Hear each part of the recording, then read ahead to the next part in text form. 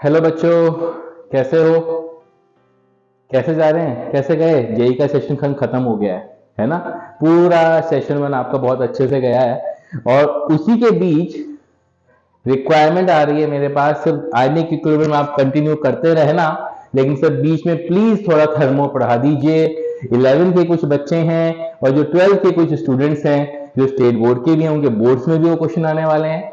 और बच्चों, इतना मैं विश्वास दिलाता हूं, अगर आप ये थर्मो ध्यान से मेरे लेक्चर सुनेंगे, जितने भी मैं पार्ट्स उसके बनाता हूं, गारंटी के साथ, वारंटी भी नहीं, गारंटी के साथ आप आराम से अपने नीट का, अपने जेई मेंस का, अपने जेई एडवांस का, अपने एमएससीईटी का, अपने स्टेट बोर्ड का, अपना कोई भी एग्जाम, कोई सा भी आपका, चाहे वो बिट्स का एग्जाम हो, चाहे वो सीईटी का हो, कोई भी, सारे के सारे एग्जाम्स गारंटी के साथ उसके क्वेश्चन तुम बना पाओगे।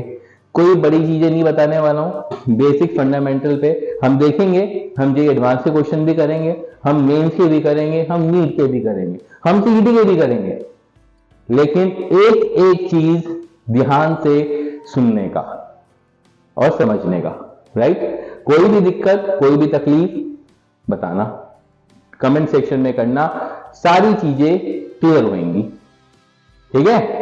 तो लग जाते हैं। थर्मोडायनेमिक्स पहले केमिस्ट्री वाला फिर फिजिक्स वाला देखेंगे। राइट? चलिए देखते हैं। थर्मोडायनेमिक्स, जैसे कि नाम पता लग रहा है, थर्मोडायनेमिक्स, थर्मो मतलब हीट, डायनेमिक्स मतलब फ्लो, यानी कि जो हीट है जो आपका फ्लो कर रहा है, हीट जो मूविंग है। पूरे चैप्टर में हम वही हीट ट्रांसफर, हीट मूविंग जो हम स्टडी करने वाले हैं। हीट जो जा रही है, हीट यानी कि आपका थर्मोडायनेमिक्स। इसके अंदर जो सबसे पहला शब्द आता है वो आता है हमारे दिमाग में सिस्टम। सबको पता है, बड़ा सिंपल सस्ता शब्द है सिस्टम। सिस्टम क्या है सर? कुछ नहीं है। सिस्टम क्या है? जहां पे भी आप एक्सपेरिमेंट कंडक्ट कर रहे हो वो आपके लिए सिस्टम है। Where the experiment is being conducted, ध्यान रखना, वो क्या है? सिस्टम है। क्या है? सिस्टम। जहां पे भी आपका एक्सपेरिमेंट कंडक्ट कर रहे हो, इस रूम में हम पढ़ रहे हैं, वो सिस्टम है। अगर हम बाहर पढ़ने बैठ जाए, वो सिस्टम। राइट? तो अब सिस्टम जो होते हैं जनरली, यानी कि जो एक्सपेरिमेंट अंडर ऑब्जर्वेशन होता है, वो सिस्टम है। तो यानी कि आपके 3 तरीके के सिस्टम्स होते हैं। पहला है ओपन, दूसरा है क्लोज्ड और तीसरा है आइसोलेटेड। ठीक है? ओपन सिस्टम क्या है? ओपन सिस्टम क्या होता है? जब आपका हीट एक्सचेंज हो सकती है from the system and the surrounding, यानी कि आपका एनर्जी भी एक्सचेंज हो सकती है और आपका मास भी एक्सचेंज हो सकता है। सबसे सिंपल एग्जांपल ले लेते हैं चाय का। चाय बनाते हैं, पतीले में हम बनाते हैं, है ना? अब चाय की जो एनर्जी है, आप देखोगे सराउंडिंग में, छू के मत देखना, जस्ट उसके बराबर में देखना, आपको हीट फील होगी। राइट? और आप देखोगे थोड़ी देर बाद जो पानी है सर, वो भी उड़ जाएगा, यानी कि मास भी एक्सचेंज हो रहा है और हीट भी, यानी कि mass and energy both can be exchange in an open system. Right? क्या क्या है? Mass and energy both can be exchanged, both can be exchanged, right? Exchange between system and surrounding. Surrounding क्या है sir? System के अलावा सब कुछ surrounding ही है। ठीक है? सिस्टम के साथ क्या है? सब कुछ सराउंडिंग ही है। क्लियर? अच्छा, तो मास एंड एनर्जी आपका जब दोनों एक्सचेंज हो सकते हैं between system and the surrounding, उसको क्या बोलते हैं हम? Open system. बहुत अच्छे से समझ में आया सर? अब आ जाती है बात क्लोज की। क्लोज में क्या है सर? सर सिंपल चीज, प्लेट ढक दो। ठीक है? अब आप देखोगे सर, मास ड्रॉपिंग्स बन के वापस आ जाता है, लेकिन एनर्जी अभी भी आपके साइड में आपको दिखेगी। चाय बना रहे हो, दोबारा से उसके ऊपर प्लेट ढक दिया, तो क्या करोगे? साइड में आपने क्या कर दिया? एनर्जी आपको फील होगी कि हाँ भाई हीट निकल रही है, यानी कि only the energy can be exchange with the surrounding, not मास। ठीक है? तो अगले वाला क्या है आपका? क्लोज सिस्टम में only energy can be exchanged, only energy can be exchanged. ठीक है? Only energy can be exchanged, right? And not mass. Okay sir, अब आ जाओ आइसोलेटेड गुरुजी। सर जी वैसे तो कोई भी सिस्टम आइसोलेटेड होता नहीं है प्रैक्टिकली, लेकिन हाँ यहाँ पे ना मास ना एनर्जी दोनों एक्सचेंज नहीं होते। जैसे आपका थर्मस आप एक ले सकते हो एग्जांपल, लेकिन not a perfect example, but हाँ थर्मस ग्लास आप मान सकते हो कि सर वो आपका एक आइसोलेटेड सिस्टम के अंतर्गत आता है, ठीक है, क्योंकि उसके अंदर आप देखोगे सुबह पानी डाला आपने गर्मा गर्म तो शाम तक ऑलमोस्ट गर्म ही रहता है, ऑलमोस्ट। ध्यान रखना, कभी आप सोचो कि सर आइसोलेटेड, लेकिन आइसोलेटेड परफेक्टली आइडियल कोई भी नहीं है, थोड़ी देर बाद आपका पानी ठंडा होना तय है, राइट। लेकिन फिर भी उसको हम एज अ कंसिडर कर सकते हैं जहां पे no mass and no energy can be exchanged, no mass and no energy can be exchanged, right. तो ये तो सर बात आ गई आपकी सिस्टम की, ठीक है। ये आपको बात समझ में आ गई किसकी, सिस्टम की, ठीक है। तो सिस्टम आपके तीन प्रकार के थे, open, close and isolated. Open में जहां पे सर मास एंड एनर्जी दोनों एक्सचेंज हो सकते हैं सिस्टम एंड द सराउंडिंग के साथ। दूसरा है क्लोज, प्लेट ढक दी, तो डेफिनेटली सर मास तो एक्सचेंज होगा नहीं, सिर्फ energy got exchange with the system and the surrounding, और उसके बाद आपका बस isolated, no mass and no energy can be exchanged. Simple से फंडे रखने हैं, टफ हमें चीजें नहीं जानी है, बिल्कुल बेसिक फंडामेंटल पे ही आपके सारे जेई के क्वेश्चन आराम से होते हैं। आइए देखते हैं आगे, ठीक है। नाउ अगली बात आती है सिस्टम के बाद स्टेट, ये भी एक अच्छा वर्ड है स्टेट, है ना। स्टेट होती क्या है sir, what is state? State क्या है सर? स्टेट का मतलब ये नहीं है कि कोई महाराष्ट्र है या यूपी है या, राइट। तो स्टेट का मतलब क्या है, एक थर्मोडायनेमिक सिस्टम है आपका, उसमें अगर, उसमें ध्यान से सुनना, उसमें अगर आपका ये वाला पॉइंट है, right, state can be defined by the state variables, state can be defined by the state variables. Her point अलग स्टेट है। जैसे अगर मैं यहां खड़ा हुआ हूं तो यहां पर प्रेशर कितना है P1, यहां पे वॉल्यूम कितना है V1, यहां पे टेम्परेचर कितना है T1, ओके। तो यहां शिफ्ट हो गया, यहां प्रेशर कितना है P2, वॉल्यूम कितना है V2, टेम्परेचर कितना है T2, यहां पे कितना हो गया P3, V3, T3। तो टेम्परेचर, वॉल्यूम और टेम्परेचर, प्रेशर, वॉल्यूम और टेम्परेचर, ये तीन आपके स्टेट वेरिएबल्स होते हैं, and these three state variables are state can be defined, right. तो एक स्टेट कैसे कैसे डिफाइन कर सकते हो आप? So state can be defined by its state variables, state can be defined by its state variables. तो हर थर्मोडायनेमिक सिस्टम में लाखों करोड़ों स्टेट्स हो सकती हैं, क्योंकि बहुत सारे प्रेशर चेंज हो सकते हैं, बहुत सारे वॉल्यूम चेंज हो सकते हैं, और बहुत सारे टेम्परेचर भी वेरी किए जा सकते हैं। तो P1, V1, T1 हम ले सकते हैं बोल सकते हैं कि सर ये S1 है, ये S2 है, तो ये कितना है P1, V1, T1, ऐसे ही P2, V2, T2। I hope you understood, right. तो स्टेट क्लियर है। अच्छा, अब बात आती है, सबसे अच्छा वर्ड है जो सभी को दुखी सा करता है, पता नहीं क्यों, स्टेट फंक्शन। कौन सा शब्द है सर ये? State function.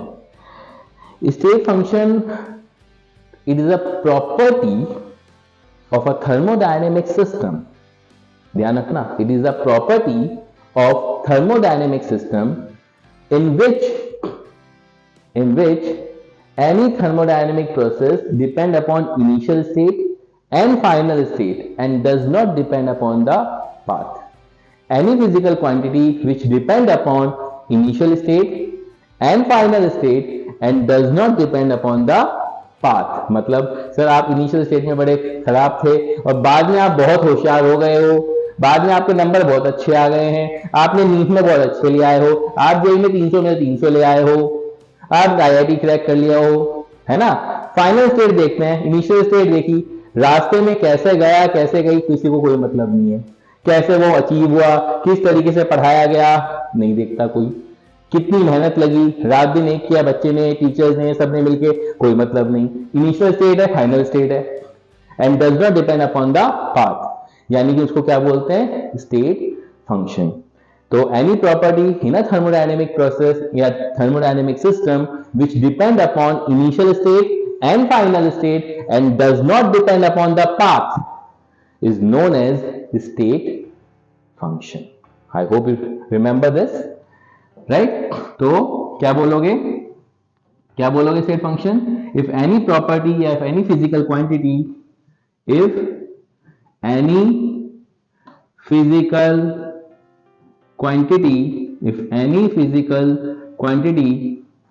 any physical quantity depends upon initial state and final state and does not depend upon, right? If any physical quantity depends upon initial state and final state and does not depend upon the path and does not depend upon the path is known as state function, right? Is known as state function. I hope you understood. ठीक है? If any physical quantity depends upon initial state and final state. अच्छा sir, बहुत अच्छा example दे देते हैं sir. Internal energy, change in internal energy बहुत अच्छा example है, लेकिन उससे पहले हमें समझना पड़ेगा कि इंटरनल एनर्जी क्या होती है ना? उससे पहले डेफिनेटली हमें क्या समझना पड़ेगा, इंटरनल एनर्जी क्या होती है. सर जी इंटरनल एनर्जी नाम से पता लग रहा है. इंटरनल एनर्जी क्या है? Sum of all amount of energy present inside a system. मान लो मैं एक सिस्टम हूं, तो मेरे अंदर की एनर्जी, भाई मेरे अंदर साउंड है, मेरे अंदर पोटेंशियल है, मेरे अंदर काइनेटिक है, मेरे अंदर भरपूर अमाउंट ऑफ एनर्जी है. तो sum of all amount of energy present inside a system is known as internal energy, right? अब चेंज इन इंटरनल एनर्जी एक स्टेट फंक्शन है. मैं बोल रहा हूं सर, कैसे बोल रहे हो? देखो, मान लो अभी इस समय मैं बड़ा इनर्जेटिक हूं, मेरे अंदर भरपूर इंटरनल एनर्जी है, राइट? अच्छा, थोड़ी देर बाद मैं थक गया, राइट? अब सर आप बता सकते हो कि अंदर मेरा कौन सा कंपोनेंट चेंज हुआ है? मेरे अंदर साउंड चेंज हुआ, मेरे अंदर काइनेटिक चेंज हुआ, मेरे अंदर पोटेंशियल चेंज हुआ. कौन सी एनर्जी चेंज हुई? नहीं बता सकते ना, you can not tell, right? कि कौन से रास्ते से होके गया. मेरी इनिशियल स्टेट पता है, मेरी फाइनल स्टेट पता है, राइट? इनिशियल स्टेट बहुत एनर्जेटिक, फाइनल स्टेट मरा हुआ. तो यू कैन नॉट से through which path does it achieved, right? रास्ते से तो नहीं पता ना कौन सा रास्ता होके गया है, कौन सा कंपोनेंट चेंज हुआ है. नो, यू कैन नॉट से. तो दैट्स व्हाई आप बोल सकते हो इंटरनल एनर्जी जो है, change in internal energy is a state function. I hope you understood. तो अगला वर्ड क्या था? Example, change in internal energy. क्या है? Change in internal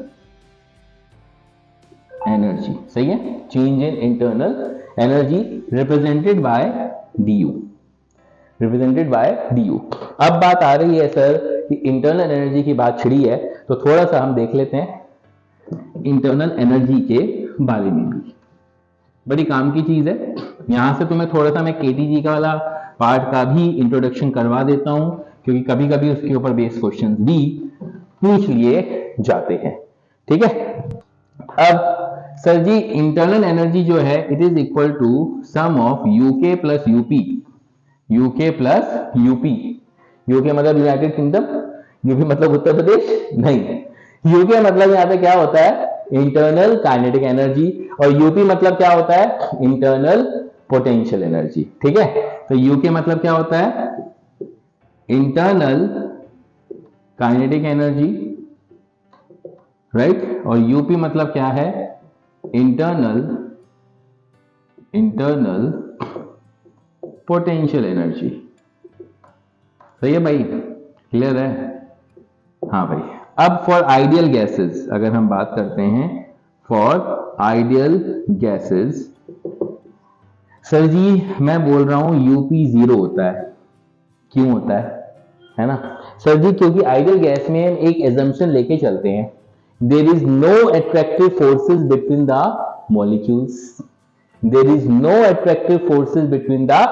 molecules. ये हम एजम्पशन लेके चलते हैं आइडियल गैस का.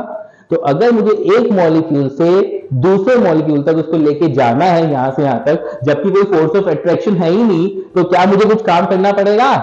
यहां से यहां तक लेके आया भाई, एक मॉलिक्यूल को यहां से यहां तक लेके आया, तो definitely there is no force of attraction between them, there is no force. तो सर किसके अगेंस्ट काम करूंगा, कोई काम करने के लिए फोर्स ही नहीं है, राइट? तो definitely that work done will be zero. अगर वर्क डन जीरो है बाय, तो डेफिनेटली सर आपको पता है potential energy must be zero.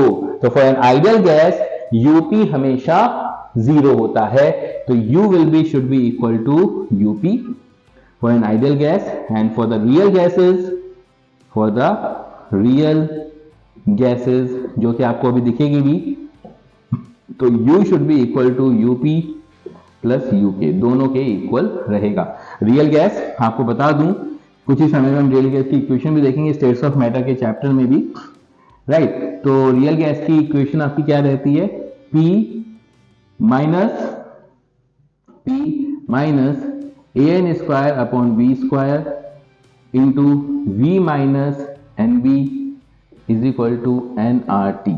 ये मेरी, जिसमें a और b आपके क्या इंडिकेट करते हैं, a इंडिकेट करते हैं वैन डर वाल्स कांस्टेंट बोला जाता है इनको, और जो a है, a हमारा शो करता है इंटरमोलिकुलर फोर्स ऑफ अट्रैक्शन के बारे में बताता है, और b हमें बताता है कि सर साइज मतलब वॉल्यूम के बारे में बताता है। ये क्वेश्चन इस बार जेईई मेंस में इसकी डायमेंशन रिलेटेड क्वेश्चन भी पूछा गया था, राइट? उसमें मैंने वीडियो भी बना रखी है, तो इसका डायमेंशंस पूछी गई थी, ए स्क्वायर अपॉन बी की डायमेंशंस, ठीक है?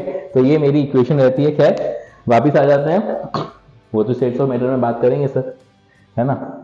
नाउ तो आपको इंटरनल एनर्जी समझ में आ गई कि इंटरनल एनर्जी दोनों की इक्वल होती है। अच्छा सर, अब मुझे एक चीज बताइए सर, इंटरनल एनर्जी को अगर मुझे चेंज करना है, इंटरनल एनर्जी आपने बताई ना sir, sum of all amount of energy present inside a system, अगर मुझे इंटरनल एनर्जी को चेंज करना है सर, क्या तरीके हैं सर? हो सकता है सिस्टम के ऊपर मैं काम करूं,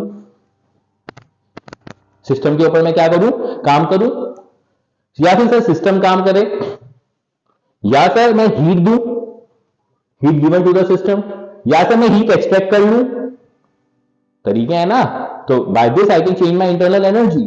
तो आप बोल सकते हो कि sir internal energy can be change by the two ways, either Q क्या है यहाँ पे, हीट, और डब्ल्यू क्या है यहाँ पे, वर्क। तो internal energy can be change in two ways, आपकी या तो आप हीट सप्लाई करो या तो आप वर्क डन करो।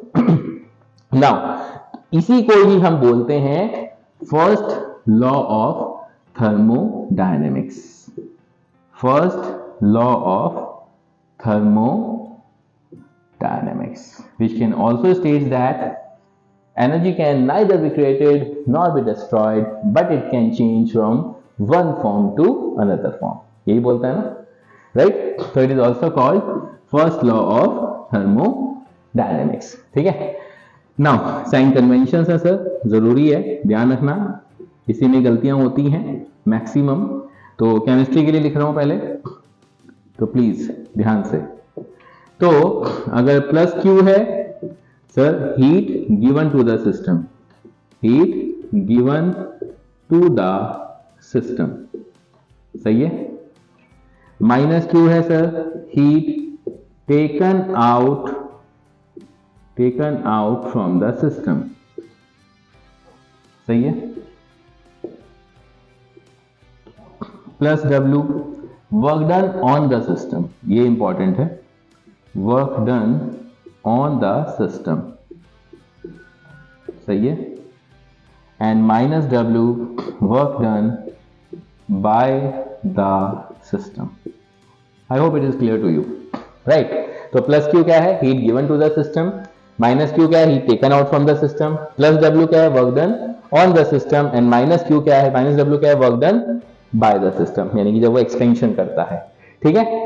तो ये मेरा इंटरनल एनर्जी का फर्स्ट लॉ भी है, first law of thermodynamics, clear? तो इसी से ही हम आप बोल सकते हैं कि sir heat internal energy can be change in the two ways, Q and W. I hope you understood, right? आगे बढ़ते हैं। नाउ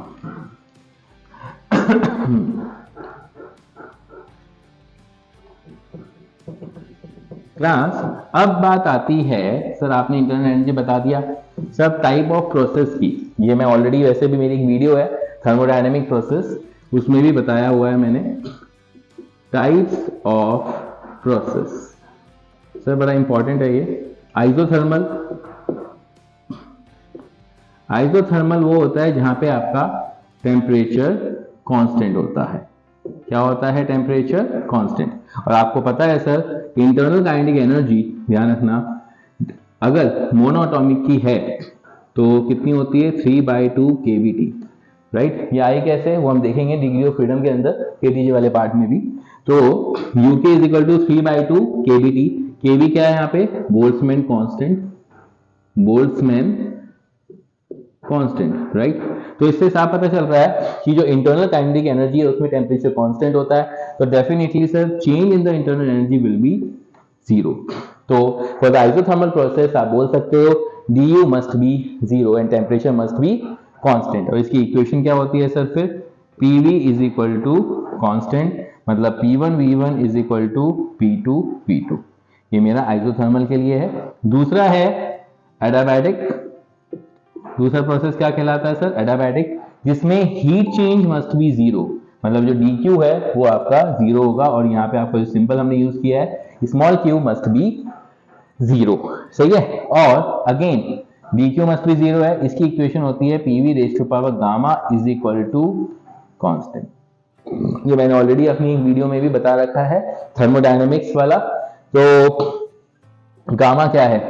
गामा क्या है sir? Cp/Cv, ratio of molar heat capacity at constant pressure upon molar heat capacity at constant volume, ठीक है, right. तो खैर इसमें आगे और नहीं जाते अभी, और इतना बता देता हूं क्योंकि प्रेशर और वॉल्यूम में अगर रिश्ता है, क्योंकि इसके ऊपर बहुत सारे न्यूमेरिकल्स भी हैं, क्योंकि अगर प्रेशर और वॉल्यूम में आपका रिलेशनशिप है और and if you want to find the relationship between temperature and volume, बहुत आसानी से बच्चे रिलेशनशिप याद करते हैं। मैं कहता हूं याद करने की भी जरूरत नहीं है, आप बिल्कुल सिंपल देखो, PV raise to power gamma is equal to constant है ना। तो अगर PV is equal to RT है तो सर प्रेशर की जगह पर मैं RT/V डाल देता हूं, RT/V इंटू V की पावर गामा। तो सर T V की power gamma -1 is equal to constant. देखिए सर T V की power gamma -1 is equal to constant. आगे टेम्परेचर और वॉल्यूम में ऐसे ही सिमिलरली अगर मुझे प्रेशर और टेम्परेचर के बीच में चाहिए तो देखो कैसे निकालूंगा, टेम्परेचर और प्रेशर के बीच में कैसे sir PV raise to power gamma is equal to constant होता है, तो PV is equal to RT होता है। और आपने तो बताया है सर कि वॉल्यूम इज इक्वल टू क्या है? RT/P, तो ये डाल दूं P इंटू RT/P की power gamma is equal to constant, P की पावर 1 माइनस गामा, T की पावर गामा, लीजिए सर, लो जी। तो ये मेरा प्रेशर और टेम्परेचर के बीच में रिलेशनशिप आ गया, ठीक है। आई hope you understood this, clear हो गया ये बात। तो प्रेशर और टेम्परेचर के बीच में भी आपका रिलेशनशिप आ गया, तो ऐसी कोई बड़ी चीज नहीं है। तो एडियाबैटिक प्रोसेस के अंदर आपकी ये मेन इक्वेशन होती है और ये आपकी टेम्परेचर और वॉल्यूम में, और ये प्रेशर और टेम्परेचर में। बहुत सारे क्वेश्चंस में हम इसको यूज भी करेंगे, ठीक है। नाउ तीसरा होता है सर, तीसरा प्रोसेस है, पहले के बच्चों को पता है, आइसोकोरिक। क्या है? आइसोकोरिक। तो आइसोकोरिक में क्या होता है सर?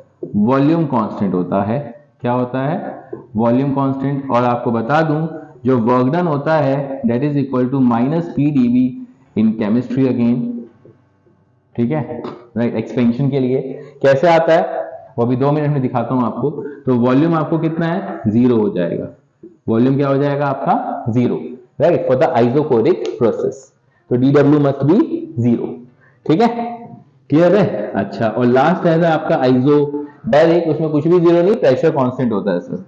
क्या होता है? Isobaric process. क्या है? आइसोबैरिक प्रोसेस में क्या चीज रहती है सर?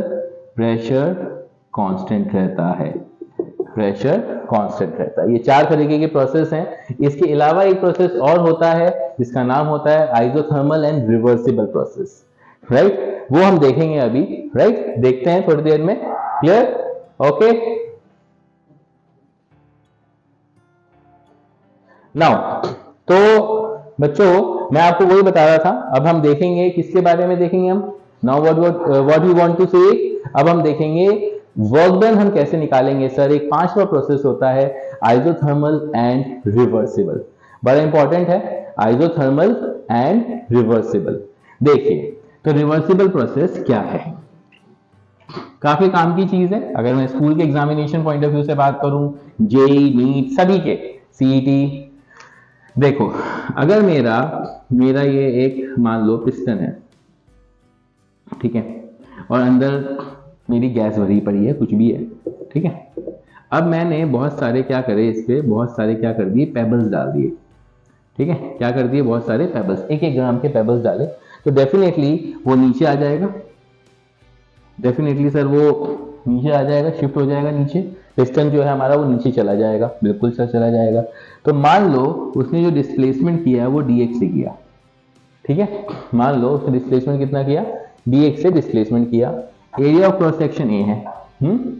अब मैंने क्या किया, इसका 1-1 ग्राम को मैं हटाने लगा, मैंने क्या किया, 1-1 ग्राम को मैं इसको ऐसे हटाने लगा, तो वो धीरे धीरे धीरे धीरे ऊपर आना स्टार्ट करेगा, लेकिन definitely it will be very slow, बहुत धीरे धीरे होगा, राइट, बहुत ही धीरे धीरे धीरे धीरे धीरे आराम आराम से जाएगा, मानते हो नहीं, बहुत आराम से जाएगा, स्लो प्रोसेस, क्या बोल सकते हो, स्लो, यानी कि आप बोल सकते हो process is getting my reverse, process क्या हो रहा है, रिवर्स हो रहा है, क्योंकि जब आप 1-1 ग्राम के पेबल्स को जब हटाओगे तो बहुत स्लोली ऊपर जाएगा, यहां तक कि पता भी नहीं चलता कि वो ऊपर भी आ रहा है, यानी कि it must be very slow and it should occur at infinite number of steps, it should occur at infinite number of steps, है ना।